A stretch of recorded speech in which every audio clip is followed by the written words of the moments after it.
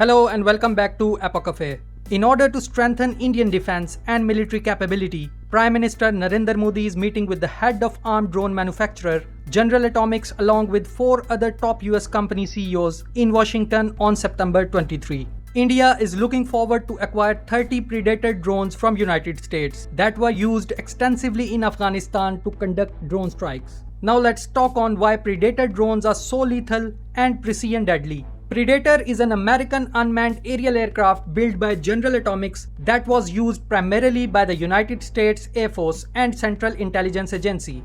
Predator drone was conceived in the early 1990s for aerial reconnaissance and forward observation roles. The Predator carries cameras and other sensors to conduct surveillance missions. According to sources based in Washington, Prime Minister Modi will be meeting all the 4 CEOs on one-to-one basis. The companies who are meeting with the Prime Minister Modi are the heads of General Atomics, Qualcomm, First Solar and Adobe. It is quite evident from the lineup meetings that Prime Minister Modi has specific intention of India being a key player of global supply chain and a military power which matches over the horizon capabilities in the Indo-Pacific region. The meeting with General Atomics had acquires significance as Indian Navy is already operating 2 Predator MQ-9 drones for building maritime domain awareness from Gulf to Aden and other respective regions. With Indian Navy as the frontline player, India has plans to acquire 30 Predator armed UAVs, with each service getting 10 drones each for muscling its stand-off capabilities across line of control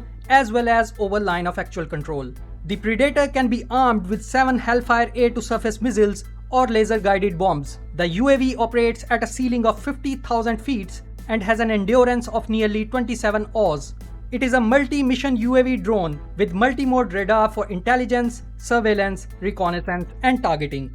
It is extremely important for India to acquire armed drones as its own indigenous capability to develop drones is limited.